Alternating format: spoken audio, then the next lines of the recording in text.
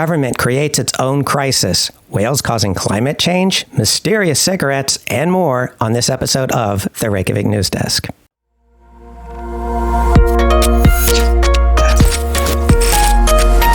First up on the Reykjavik News Desk, our government has caused a crisis that is going to cost us more money, could break up the government, and most importantly of all, is attacking our most vulnerable people. Now, there's a lot going on here, so let's get into what led to this, what exactly is going on here, and what the possible outcomes could be. So as I reported last spring, Parliament passed a number of changes to the law on foreigners, primarily aimed at people seeking international protection in Iceland. Amongst these changes was that if a person received a rejection, that they would be issued an order wherein they must leave the country within 30 days, or they would lose access to healthcare, housing, and food. Most importantly, none of these people, those seeking international protection in Iceland, predominantly do not have the right to work in Iceland, and that's an important point that will come up later. Well, the inevitable has happened, and now there are dozens of people who are houseless, and they have no access to food, no access to health care, and as I said, they don't have the legal right to work in Iceland either. They would like to, but the law legally prevents them from working in Iceland. Now, there's a volunteer group that is raising donations to help these people, and I'll tell you more about that later.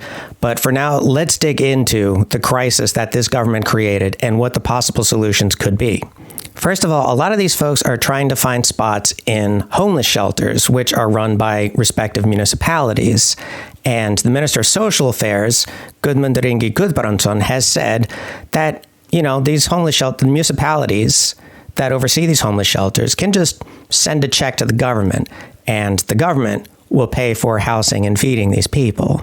However, the Association of Icelandic Municipalities has said that they don't have the legal framework to help these people because they don't meet the minimum requirements. That is, having legal residence in the municipality that oversees the homeless shelter that they're trying to be in. Therefore, the Association of Icelandic Municipalities argues they don't have the legal right to provide the help that the government expects them to provide. Most importantly, at no point between last spring, when this bill was crafted, and now, did the government ever reach out to these municipalities to try to work out some sort of agreement or even give them a heads up. Even the mayor of Reykjavik, Dagabjörg Eggertsson, expressed surprise that this was the government's plan. But it gets worse, because even if it turns out that the Association of Icelandic Municipalities has the legal framework to be able to provide these services, this particular plan is going to end up costing more money than the existing system, which is to just have applicants for international protection reside in these government-run shelters for these applicants and give them a pittance allowance for food and a bus card and sometimes, a pool card or something like that. This solution of the government's is actually going to be costlier and more complicated, and that's even if the Icelandic Association of Municipalities has the legal framework for providing these services. In all this, there's our Minister of Justice, Guðrún Hafsteinsdóttir. Now, she took over for former Minister of Justice, Jón Gunnarsson, who is the main author of these changes to the law on foreigners. And she has been very diligently defending this law in the press. She's talked about how the law is working exactly as it should be, and even though no one likes to be seeing people sleeping in the street, these people need to take personal responsibility because the Directorate of Immigration came to the decision that these people do not fulfill the requirements for international protection in Iceland. So there's a few problems with this, and the biggest one is that Guðrún's entire argument rests upon the assumption that the Directorate of Immigration always comes to a right and true decision when it comes to applications for international protection. This is false. A great many times, the Directorate of Immigration does not even examine these cases, and when they do, their decisions can seem arbitrary and unfair. In my time as a reporter over the years, I've spoken with numerous people who have applied for international protection in Iceland, as well as the lawyers in Iceland who represent them. Over and over again, these applicants and their lawyers have talked about cases that, when opened, were not thoroughly examined for due diligence, where evidentiary requirements were placed that could not possibly be met, witness testimonies were completely ignored, and so on. Now, by Icelandic law, a person has a right to appeal a final decision from the Director of Immigration in a court of law, but that's kind of hard to do when you're living on the street and have no legal residence. Anyway, As this crisis has been unfolding, the Minister of Justice has backpedaled a little bit and has floated the idea of creating what she has colorfully termed a residential solution with limitations, which sounds like a fancy word for a prison, which is what a lot of people are saying it is. What I would add to this is Icelandic prisoners actually have more rights in Iceland than applicants for international protection. For example, did you know that while Icelandic prisoners, of course, receive visitors, applicants for international protection are not allowed to receive visitors at whatever residency they're being housed in? That's right. Prisoners also have better access to healthcare and recreational facilities and can seek work and education, two things that applicants for international protection cannot do. In all this, you may be saying to yourself, gosh, not even the UK and Denmark are just dumping people onto the street. Surely this violates some sort of human rights laws, right? Well, our Prime Minister, Katrín Jakobsdóttir, said that she wants to look into the legal framework for the municipalities to be able to provide services for these people and other legal questions as well. Funny thing about that, Helga Vala Helgadóttir, who is an MP for the Social Democrats, has repeatedly said that when this law was still a bill in committee, the committee minority, the committee opposition, that is, raised the point numerous times, hey, we should dig into the legality of some of these things a bit more. And they were overridden by the committee majority. So in other words, all of this could have been avoided last spring. No attempts were ever made to reach out to Iceland's municipalities to try to work something out or even give them a heads up. This new solution is even costlier than the current system and could get even costlier if the minister's residential solution idea goes forward. And the whole thing might not even be legal by the standards of international law. Well, Pirate Party MP Þórhildur Sunna Ævarsdóttir has proposed simply striking that article about being cut off from services after 30 days, striking that from the current law on foreigners. And that is a thing that you can do.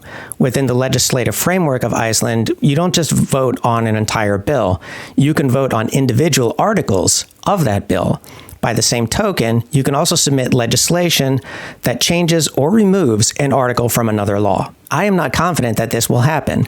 Remember, the Independence Party has been complaining that when they submitted this bill last spring, they actually had to work with their coalition partners.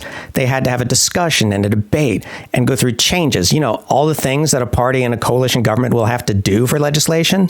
Their complaint was that they couldn't just steamroll this bill through Parliament without any changes. So no, I don't expect that they're going to stand by the idea of striking an entire article from this law that they fought so hard for. And if the left Greens seriously propose striking this article from the law, I think it could break up the government, honestly.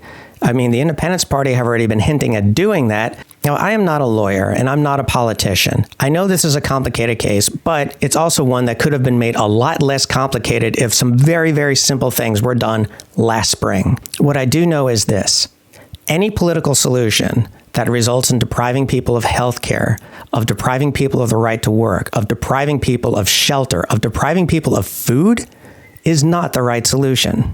It honestly feels like I'm living in bizarro world just saying that out loud. And while we may have to wait until Election Day to change this law, the people who are facing life on the street cannot wait that long. And so that's why I want to direct your attention to Solaris. Now, this is a volunteer group that fight for the rights of people that are applying for international protection in Iceland. And right now, they're trying to raise donations to help these folks, whether it's a monetary donation or if you have a spare room or a spare apartment that you can house people in, to contact them about that. So if you live in Iceland or don't live in Iceland, I've included in the description below ways in which you can donate money to Solaris if you can and are able, and also ways in which you can contact them. So I strongly encourage you to do so. Anyways, remember this guy? Kristján Lofsson, the multimillionaire whose hobby it is to hunt fin whales, despite it not turning a profit, having no market in Iceland, and also being banned until at least September 1st. He's now arguing that hunting fin whales is actually good for the environment because, get this, whales generate carbon dioxide, which is an incredibly unserious statement to make. Like, congratulations, Kristján, you've discovered mammalian respiratory systems. Everything with lungs generates carbon dioxide. Problem with this, though, is that whales have been around for millions of years. Fin whale hunting boats, by contrast, have only been around for a couple of decades. So clearly the solution here is to scuttle the entire fleet for parts or put them in a museum, which we can totally expect Christian to do, friend of the planet Earth that he is. East Iceland, the company which, amongst other things, operates Keflavik International Airport, is asking the city of Reykjavik to cut down almost 3,000 trees around Öskjuhlíð. Now, if you've been to Reykjavik and if you've been to Petlan, which is the dome-shaped rotating restaurant-style cafe/museum that sits on top of this wooded hill, you'll know that Öskjuhlíð, the hill in question, is one of the few wooded areas in Reykjavik. You can walk around there and take in the sounds of nature and feel the peacefulness and the bliss of being in this setting. That is until this piece is interrupted by the roaring of planes taking off or landing at the airport right next door. Well, that's the entire point. You see, Isavia is maintaining that these trees in particular are making it so that their planes have to land at a much steeper angle than usual, which might very well be true. But I have a solution to this problem that will satisfy both Öskjuhlíð enjoyers and Isavia. Move the domestic airport out of downtown Reykjavik. There, I've solved everyone's problems. A mystery in the East as thousands of cigarette butts washed up on the shores of Eskifjörður. No one knows where these cigarette butts came from, and it would be really hard to find out because the way that the current is in this fjord, it's pretty much impossible to tell if these cigarette butts came from the open sea or from somewhere else in the fjord. What we do know is that these are cigarette butts that are predominantly Marlboro and Camel, and that they've all been smoked. My theory is that there's one person at the mouth of the fjord who smokes like a carton of cigarettes a day and uses an old oil drum as an ashtray, and they recently dumped them out. And in case you were worried, yes, the beach has been completely cleaned up, but they really got to find this person, really, and just teach them how to vape. Avoid this in the future. And finally, this isn't exactly news, but I thought it was a very charming story. You see, a tourist who had visited Iceland posted to Facebook about their journey, saying in part, "Our first stop was Gjaldskilda Falls." Well, it might surprise you to learn that there are no waterfalls in Iceland called Gjaldskilda Falls. And that's because Gjaldskilda isn't a name. Gjaldskilda literally means fee required. Now, I'm not trying to embarrass anybody here, and if you were the tourist who posted this, let me tell you a little story that might make you feel better. Years ago, I interviewed this guy from the Netherlands for a story about iSave. Please do not ask me to explain what iSave is. I get like a small headache just hearing the word iSave. Anyway, I thought that this man's first name was Voral because when I Googled him, I saw an article about him, and one sentence in the article began with Voral, followed by what I thought was the man's middle and last name. Well, it turns out no. That middle and last name was, in fact, his first and last name, and Voral is the Dutch word for overall. And I called this poor man overall like 24 times throughout this article, and I had no idea I had made this mistake until somebody sent a letter to the magazine. Not my proudest moment. So calling a waterfall Gjaldskilda Falls, I hope you realize now, is not that big of a deal and is actually like pretty charming.